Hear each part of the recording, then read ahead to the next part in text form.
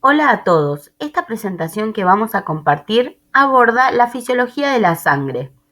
Fue realizada por las alumnas Mérida Alejandra y Tapia Carolina. En esta primera parte del trabajo práctico vamos a observar en el microscopio los diferentes elementos celulares en un extendido de sangre coloreado brindado por la cátedra.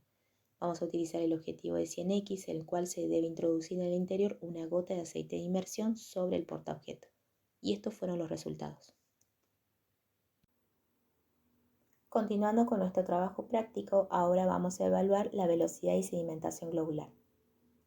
La velocidad de sedimentación globular es una medida que proporciona información de manera indirecta sobre la actividad inflamatoria en nuestro organismo a través del análisis de sangre. Debido a que la inflamación es una respuesta del sistema inmune ante una infección o alguna lesión, el análisis de la BCG es usualmente requerido para seguir la evolución de alguna enfermedad inflamatoria. No es una herramienta de diagnóstico independiente. La BCG se expresa como la distancia en milímetros que recorren los eritrocitos al sedimentar por unidad de tiempo, generalmente una hora. En este tiempo suceden tres eventos.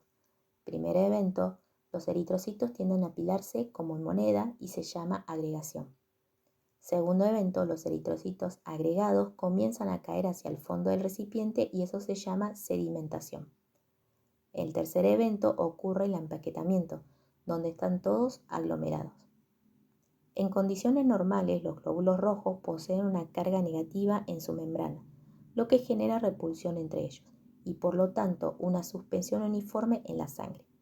Cuando estas cargas se alteran, como en el proceso inflamatorio, los glóbulos rojos se aglomeran entre sí, generando que se sedimenten más rápido y obteniendo así resultados más altos. Un resultado de una BCG alto puede ser por la presencia de una inflamación, por una infección, por la anemia, el embarazo y la vejez.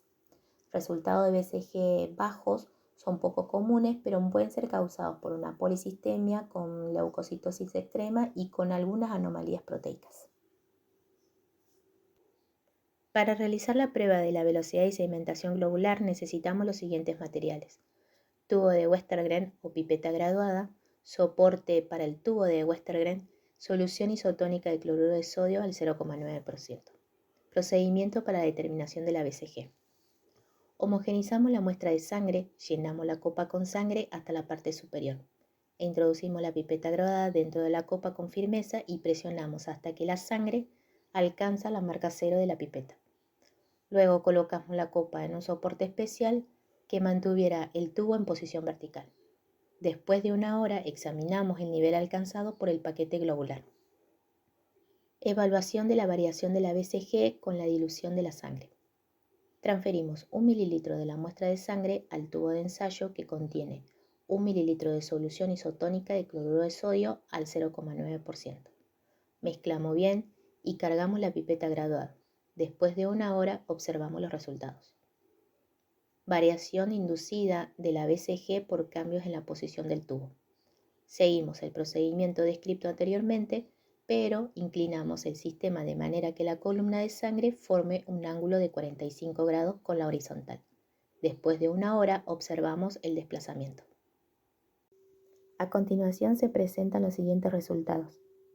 Se puede observar que la velocidad de sedimentación es mayor en el tubo a 45 grados en comparación con los otros dos tubos, y esto se puede deber a la inclinación, que puede facilitar que los glóbulos rojos sedimenten más rápidamente porque el área de contacto entre los glóbulos rojos y el plasma puede aumentar.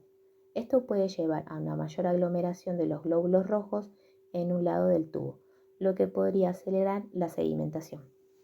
El tubo a 90 grados. Este es un ángulo estándar para la medición de la velocidad de sedimentación. Aquí la sedimentación se mide sin influencias externas que puedan alterar los resultados. Por lo tanto, los resultados obtenidos en este tubo son considerados factibles para la prueba de la BCG. Tubo con dilución. La dilución con cloruro de sodio isotónica reduce la concentración de glóbulos rojos en la muestra. Esto puede disminuir la aglutinación y hacer que los glóbulos rojos sedimenten más lentamente, ya que hay menos células por unidad de volumen que puedan agruparse. El hematocrito es el porcentaje de volumen sanguíneo que corresponde a los eritrocitos. Los materiales que se requieren para su realización son los siguientes: sangre total con o sin anticoagulante, capilares de vidrio desechable y no graduado. Los capilares con anticoagulante contienen heparina y una franja roja en uno de sus extremos. Los capilares sin anticoagulante poseen una franja color azul en uno de sus extremos. Si la muestra de sangre contiene anticoagulante, utilizaremos los azules y en caso contrario los rojos. También utilizaremos plastilina, centrífuga de microhematocrito a 12.000 revoluciones por minuto y regla o ábaco para leer el hematocrito. El método para realizar el hematocrito consiste en 3 pasos. Primero, llenar hasta un máximo de 3/4 partes del capilar con sangre total y sellar uno de sus extremos con plastilina. Extremo sin franja de color. Segundo, colocar los capilares en la microcentrífuga teniendo la precaución de que la plastilina esté en contacto con la correa de goma que rodea el platillo. Centrifugar durante 3 a 5 minutos a 12.000 revoluciones por minuto. Tercero, calcular el resultado midiendo con regla el volumen total y el volumen ocupado por los hematíes o utilizar el ábaco. Los resultados obtenidos de hematocrito fueron de 45 y 46%, los cuales se encuentran dentro de los valores de referencia sin presentar irregularidades. Continuamos con la segunda parte, hemostasia y coagulación. La hemostasia es el proceso que permite mantener la sangre dentro de un vaso sanguíneo dañado. La respuesta hemostática debe ser rápida, reducir el foco de la lesión y cuidadosamente controlada para ser efectiva. La hemostasia se realiza en 3 pasos. Primero, una vasoconstricción. Segundo, bloqueo temporario de una ruptura mediante un tapón de plaquetas. Tercero, coagulación. El primer paso de la hemostasia es la constricción inmediata del vaso dañado para disminuir el flujo sanguíneo y la presión dentro del vaso en forma temporaria. Al presionar una herida sangrante, disminuye también el flujo sanguíneo en el vaso dañado. La vasoconstricción es causada por moléculas parácrinas liberadas por el endotelio. Segundo paso, formación del tapón plaquetario. Inicialmente las plaquetas se conectan y se adhieren a la parte lesionada de un vaso sanguíneo, como las fibras de colágeno del tejido conectivo subyacente. Este proceso se llama adhesión plaquetaria. Gracias a la adhesión, las plaquetas se activan y sus características cambian enormemente. Extienden muchas proyecciones que le permiten conectarse e interactuar entre ellas y comienzan a liberar contenido en sus vesículas. Y esta fase se denomina liberación plaquetaria. El ADP y la tromboxano A2 liberados cumplen un papel importante en la activación de las plaquetas cercanas. La serotonina y la tromboxano A2 funcionan como una vasoconstricción que producen y mantienen la contracción del músculo liso vascular, con lo que disminuye el flujo sanguíneo por el vaso lesionado. La liberación de ADP hace que otras plaquetas circulantes se vuelvan más adherentes, propiedad que les permite sumarse a las ya activadas. Este agrupamiento de plaquetas se llama agregación plaquetaria. Finalmente, la acumulación y el acoplamiento de grandes números de plaquetas forman una masa que se denomina tapón plaquetario. Un tampón plaquetario es muy efectivo en la prevención de la pérdida de sangre de un vaso pequeño.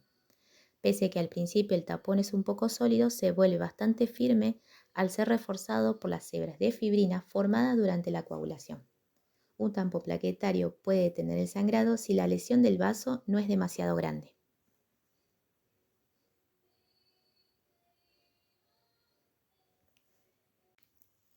Tercer paso, la hemostasia.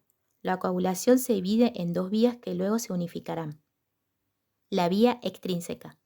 Comienza cuando los tejidos dañados exponen al factor tisular, llamado también tromboplastina tisular o factor 3. La vía extrínseca se denomina también vía del factor tisular.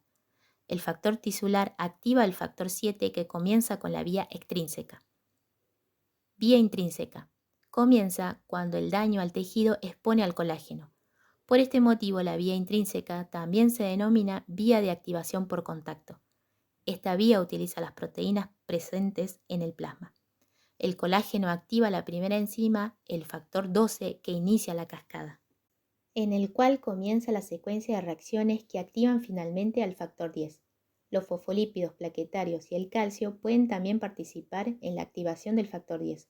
Una vez activado este, se combina con el factor 5 para formar las enzimas protrombinasa, al igual que en la vía extrínseca, completando así la vía intrínseca.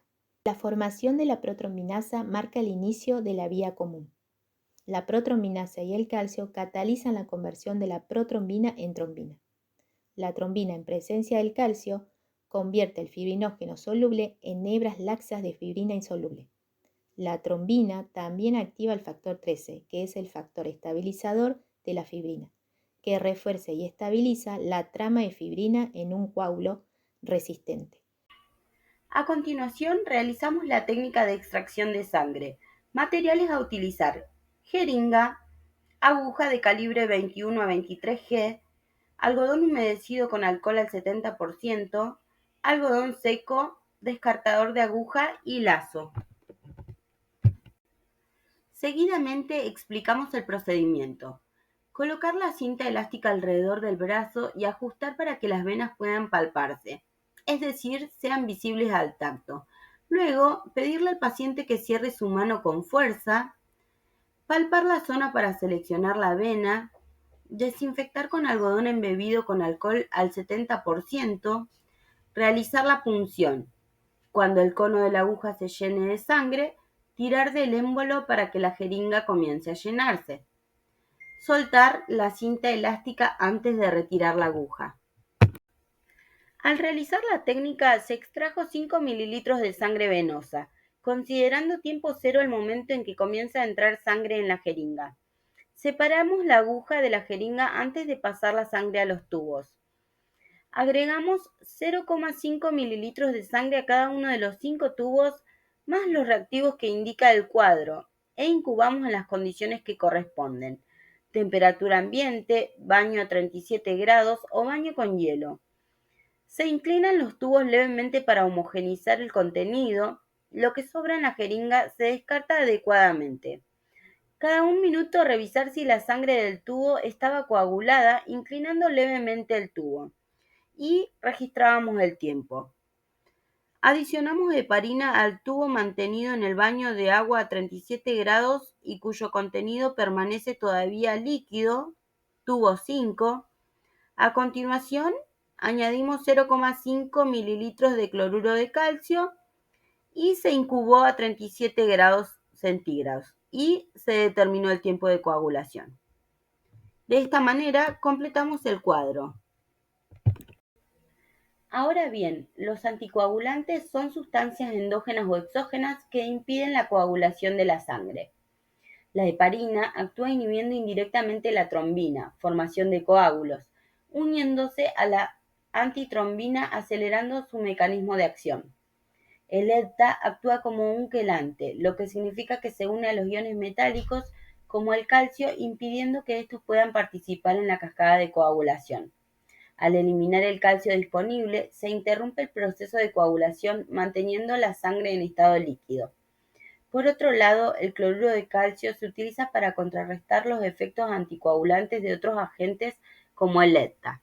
Ahora vamos a explicar el cuadro. Tubo 1. A temperatura ambiente, la sangre coaguló a los 9 minutos. La temperatura influye en el tiempo de coagulación.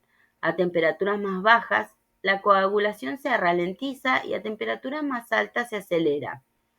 Es decir, en el tubo 3, en baño de hielo, la sangre no coaguló.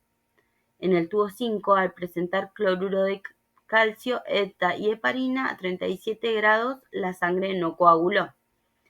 Luego, en el tubo 2, que tardó en coagular, debió ser menos de 16 minutos, puede haber existido un error al medir el tiempo. Por último, en el tubo 4, debido a la presencia de cloruro de calcio, tardó 13 minutos en coagular a temperatura ambiente, ya que, como dijimos, el calcio es un cofactor esencial para la cascada de coagulación, ayudando a los factores de coagulación y a formar coágulos sanguíneos.